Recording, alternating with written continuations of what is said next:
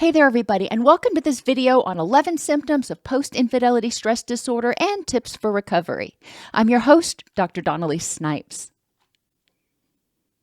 In this video, we're going to start out by exploring PTSD versus PISD, or post-infidelity stress disorder. And then we will jump into the symptoms of PISD and strategies for recovery. Now, a lot of people have heard of PTSD. Post-traumatic stress disorder is a diagnosis in the Diagnostic and Statistical Manual of Mental Disorders, or the DSM-5-TR. PISD is not an official diagnosis, but it gives you a way of understanding or conceptualizing what you might be experiencing after the trauma of betrayal. Symptoms of PTSD and PISD are very similar in their nature. Now, their intensity may vary, but it's important to recognize that a lot of the same reactions that someone has to a trauma that is characterized by PTSD are the same symptoms that they're going to have as a reaction to the trauma of infidelity, of being betrayed.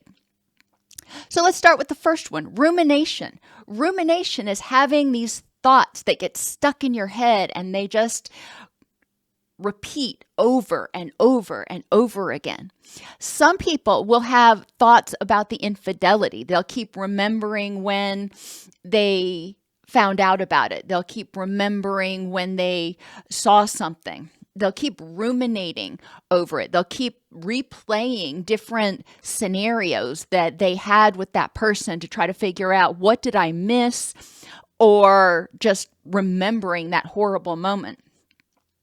Other people may ruminate on the better parts of the relationship. They will romanticize the relationship and try to ignore what just happened.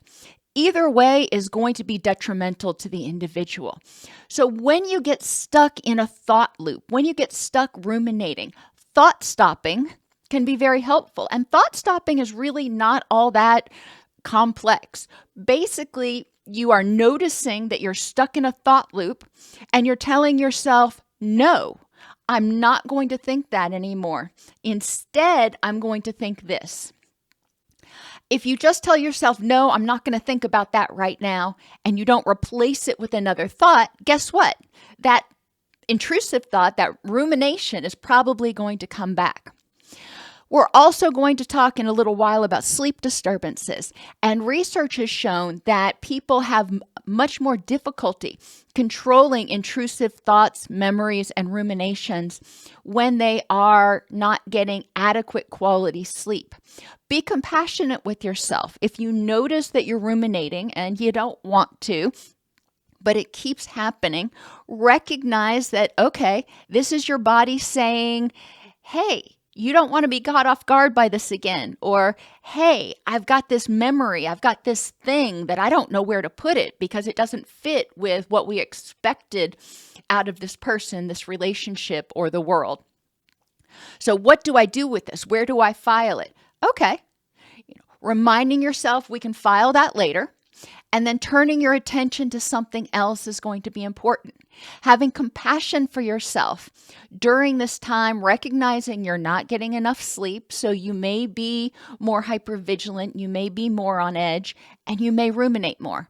Okay, you do. You notice it, and you turn your attention away from those ruminations. You can also practice journaling, responding, and restructuring. And that sounds a lot more complex than it really is.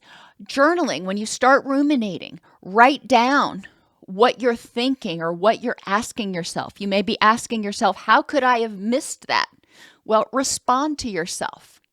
Or you may be telling yourself, you must be completely unlovable because this person cheated on you, this person betrayed you. So you may want to restructure that thought into something that is less extreme and potentially more factually accurate. Intrusive memories are similar to ruminations, but somewhat different. They can include flashbacks, they can include nightmares. Ruminations are thought loops. Intrusive memories may be something that just kind of, bam, shows up in your memory, shows up in your mind. Again, you can use thought stopping and replacement when these things happen. All of a sudden, you start remembering that and you're like, nope, I'm not going to focus on that. I'm going to change the channel. So you can even imagine picking up the remote for your memory and changing the channel to something else. Another thing that can help, especially if you're having these intrusive memories when you're sleeping or they wake you up from your sleep, is guided imagery for sleep. Focusing your attention on something that helps you feel safe and empowered so your mind is not going to those ruminations, those unpleasant thoughts, those unpleasant memories. And if you wake up from a nightmare, redirecting your attention to something that encourages you to feel safe and empowered and loved. Maybe even remembering a relationship with somebody else, like a caregiver, that made you feel safe, empowered, and loved, and how it should be. Numbness and or dysregulation are also symptoms of PTSD and PISD. Sometimes when you are hit by an emotional trauma or even a physical trauma, you may emotionally numb up. You don't stop feeling anything because it's so overwhelming. You just put up this wall. Okay. That totally makes sense because you had this avalanche of emotions coming toward you. So you built a very strong wall to protect yourself from the avalanche. Makes sense. Now, dysregulation is when you respond stronger than you normally would to situations. And people who've experienced trauma, especially ongoing trauma, but even in the aftermath of acute trauma, may feel numb most of the time. But then if something breaks through that wall, if something is significant enough to break through that wall and the avalanche of emotions comes through, then they dysregulate. And in other videos, I've talked about a tsunami of stress neurotransmitters. Whether you want to think of a tsunami or an avalanche, either way, it's a wave, it's oppressive, and it's completely overwhelming. Recognizing this is your body's response to what's going on right now. You are in fight or flight mode. You've been injured. You have been violated. So now you are on higher alert. When that happens and other stressors come your way, the body says, oh, heck no, and responds even more strongly in order to protect you while you're vulnerable. So recognize that both numbness and dysregulation are often the physiological reaction to the trauma. You can engage in grounding activities. If you're feeling numb, engaging in grounding activities just to notice. Maybe you aren't able to notice your feelings right now, but notice, what do my feet feel like touching the ground? What do my hands feel like right now? What does it feel like when I rub my hands together? That can help you get more grounded, become more aware. You can also just get grounded in the moment, noticing your environment. What are 5 things you see, 4 things you hear, 3 things you smell, 2 things you can feel? And have compassion with yourself. If you get angry with yourself or frustrated with yourself because you're numb or because you're dysregulating, that just intensifies the problem. All you're doing is turning up the stress. Instead, have compassion for yourself. Recognize that you've been wounded and you are responding from a vulnerable place. You're trying to keep yourself safe. Compassionate response will help you get into your wise mind, not make the situation worse, get into your wise mind and allow yourself to figure out what is the next best step to help me feel safe and empowered. Avoidance is another symptom of PTSD and PISD. And you may be scratching your head going, you have avoidance down in the strategy section. And yes, I do. Avoidance is a problem if it starts causing you significant issues in your life. You have to start avoiding lots of different places and things. Right after a trauma, especially, avoiding avoidance may be more detrimental. After you've been betrayed, not going back to the restaurant that you and your significant other got engaged at, that makes sense. Avoiding that strong reminder. Do you want to avoid that restaurant forever? Maybe, maybe not. But it's important to examine some of these things.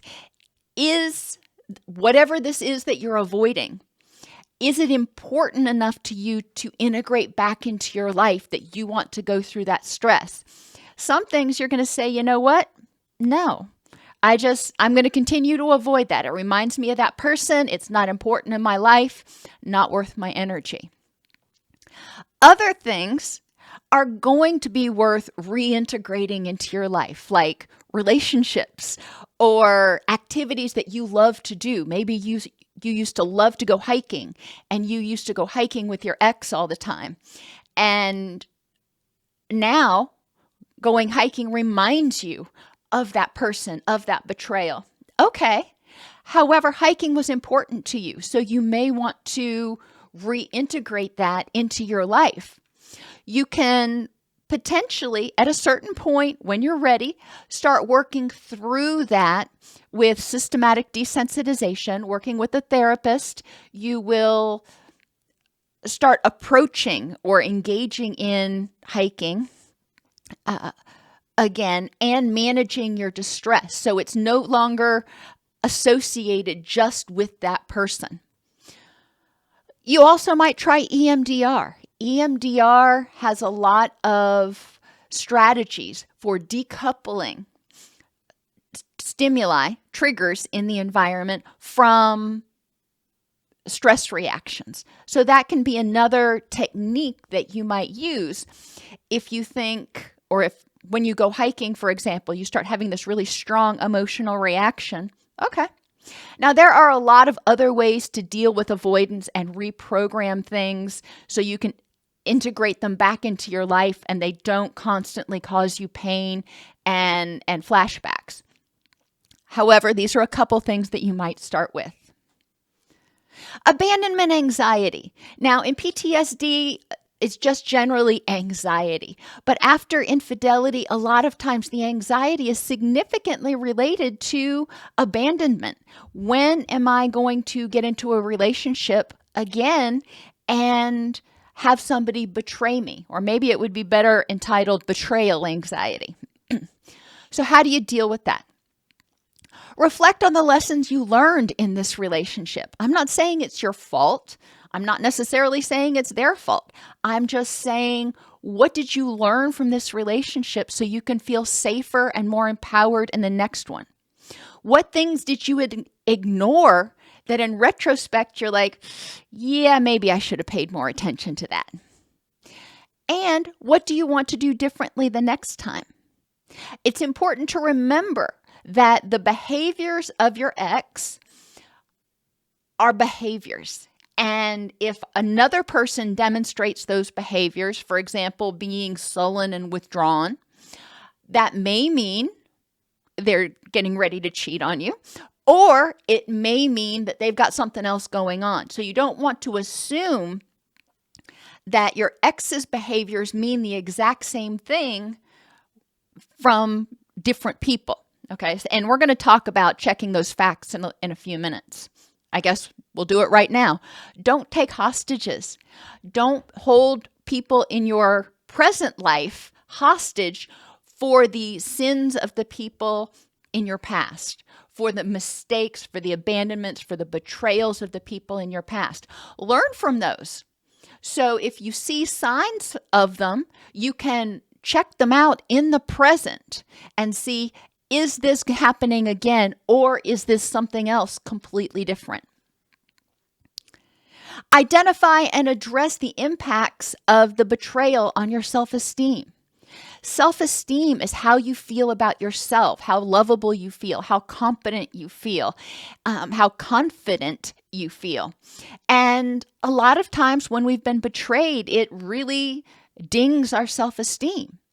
However, in order to address this abandonment or betrayal anxiety, it's important to rebuild our self-esteem so we feel like we are deserving of love. We feel like we are confident and competent in the environment. We feel safe and empowered, even if people don't always like us, even if people don't always agree with us. And develop a support system. If you're in a relationship with somebody and they betray you, they abandon you, something happens, and sometimes it does happen. Okay, that is awful. It sucks. And if you have a support system, then you're not losing your only source of support. You've got other people that you can turn to for encouragement, for responsiveness, for validation. Grief is another symptom of traumatic stress, and it often comes out as anger and depression. It's important to identify your angry, hopeless, and helpless thoughts. When you start having these thoughts, or when you start feeling distressed, if you aren't aware of your thoughts, figure out, what am I thinking that is triggering this feeling in me right now? And then examine the accuracy of those thoughts based on the facts in the current moment with the current person. And when I say facts, I mean what you know, not what you're assuming, not what you think, but what do you know? And when you're dealing with other people, that often means actually communicating with them. Oh my gosh, go figure. And saying, I'm getting the feeling that this is happening, or I'm having this concern. Once you've identified your thoughts and examined their accuracy, then you've got to decide how to react, how to use your energy purposefully to move toward the life that you want. Sometimes you may have angry thoughts that are spot on. Somebody did something that was unkind or threatening, or they betrayed you, and your anger is spot on. That person is not acting in a safe way. Okay, so that thought is accurate. Now, what are you going to do? Just sitting there being angry at them isn't going to help you feel safer. What can you do to feel safer in response to that person? What can you do with that anger? Anger is an emotion that is created when your body dumps stress hormones to give you the energy to protect yourself. Anger is not meant to be stewed on. Anger is meant, you're supposed to use that energy to figure out, okay, how can I keep myself safe or protect myself in this situation? Isolation and withdrawal is also common. Have self-compassion. When you are experiencing or have experienced a trauma, you may be feeling a lot of different emotions. You may feel embarrassed and not want to have to face your friends or your family or other people who may have been telling you all along, something's hinky here.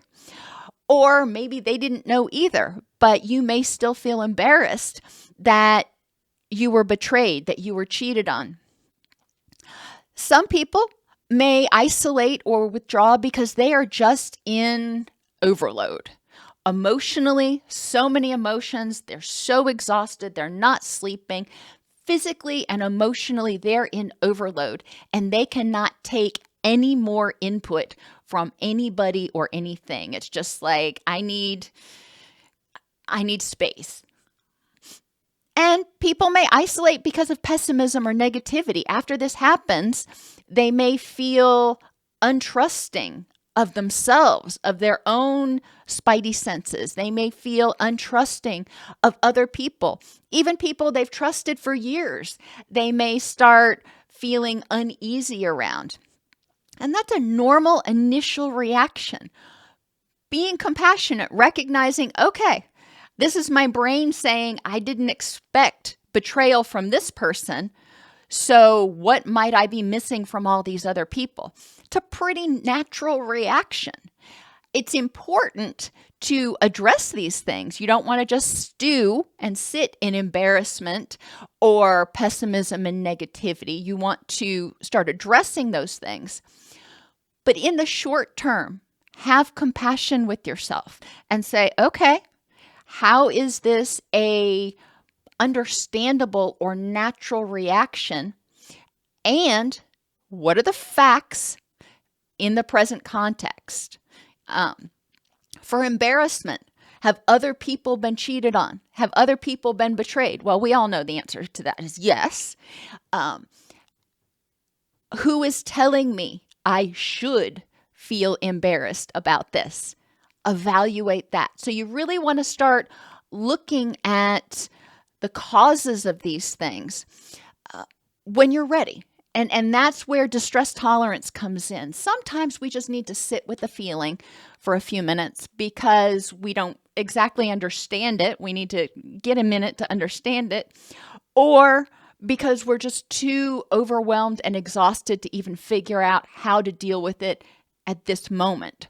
So giving ourselves a little bit of time to catch our breath after we've been kicked in the gut by the betrayal is a compassionate response. I mentioned earlier that sleep disruption is very common. When you lay down to go to sleep and your brain's not occupied on other things, guess what? It may start going to that one major threat, that betrayal, that thing you don't want to remember, the thing that you've been ignoring and trying to shut in the closet all day long. It's going to come out now. Sleep hygiene is really important. If you've been isolating, withdrawing, changing your routine, you haven't had the energy to do the things that you normally do, it's understandable. However, it may start messing up your circadian rhythm. So to the best of your ability, at least maintaining some semblance of routine, not staying in bed all day long, for example, or sleeping during the day and staying up all night or whatever it is, try to keep your routine relatively stable, but compassionate. Don't insist. If maybe you usually go to the gym every single day and work out for an hour and a half, well, you may not have the energy to do that. You may not even have the wherewithal to go to the gym and be around all those people. Okay, but don't go back to bed. Maybe go out on a walk or read a book or do something different during your gym period so you're still awake, but you're not over exerting yourself. Now, some people will prefer to go to the gym. They really want to get out some stress energy. So whatever works for you. But being compassionate, maintaining those routines is really important.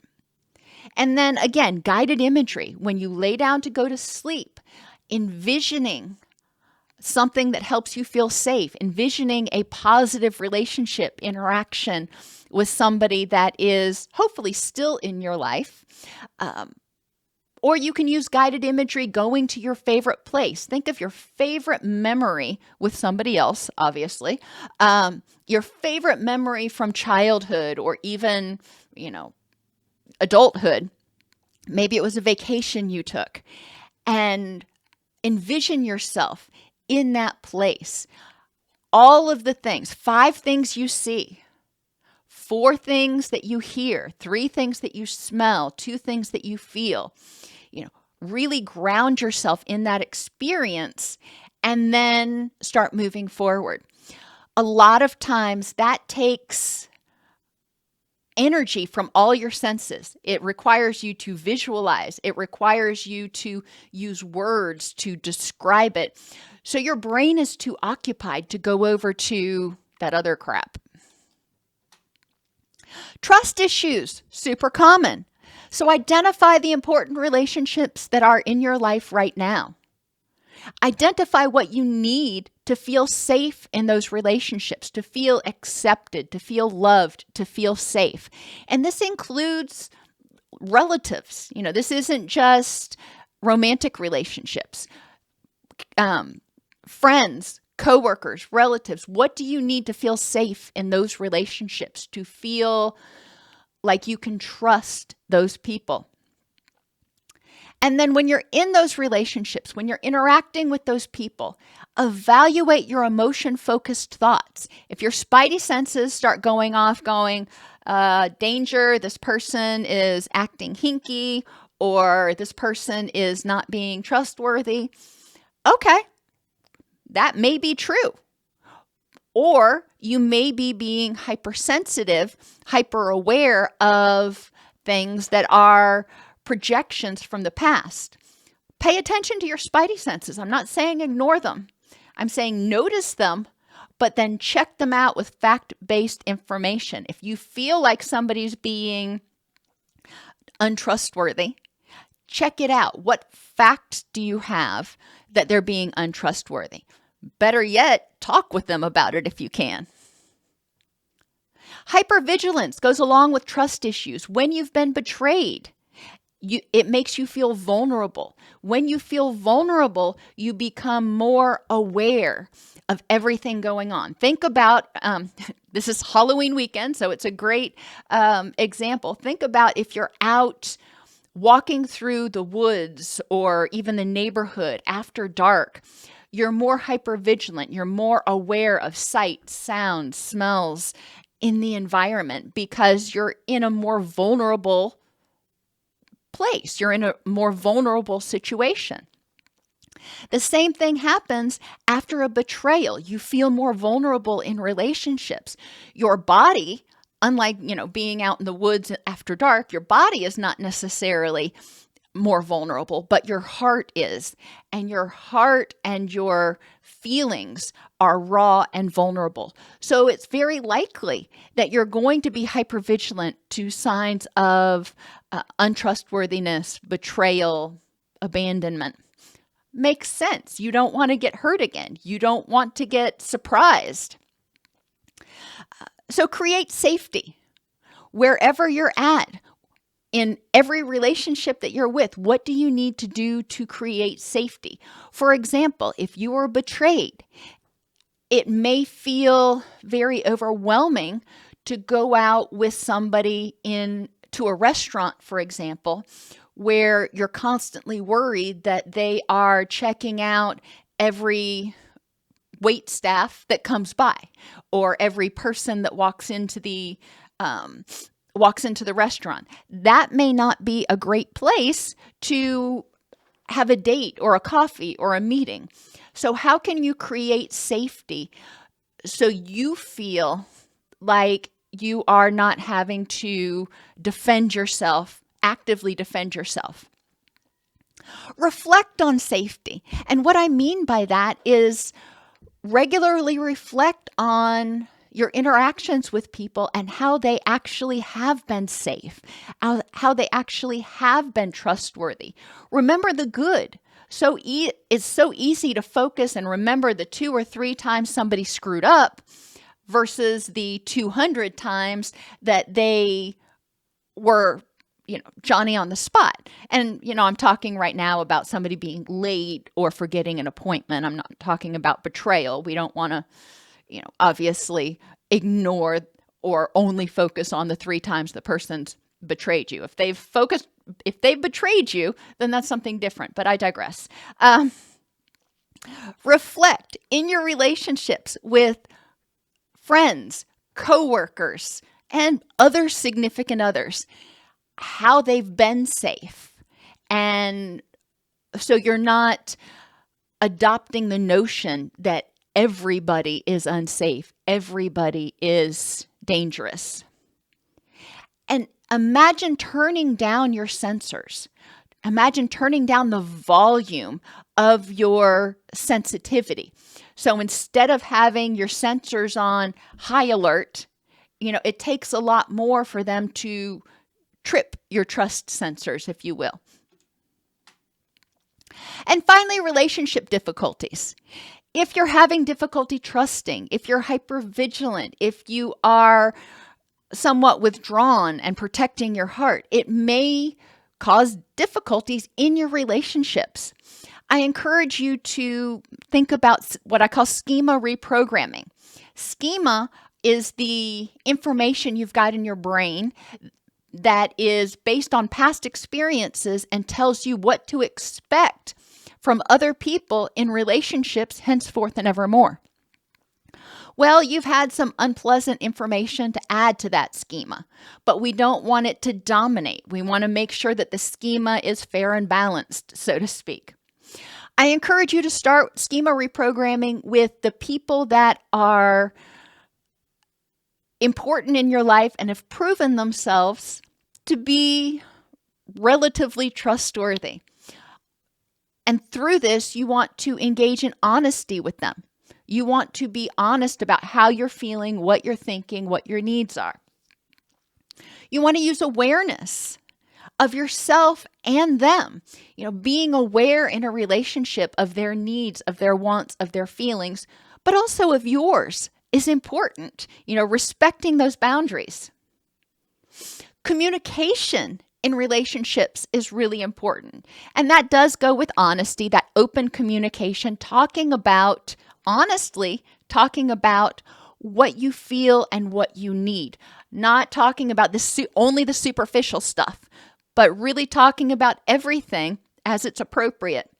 And using love languages, communicating with people using their love language so they feel loved and accepted. Kindness, well, that doesn't really need explanation.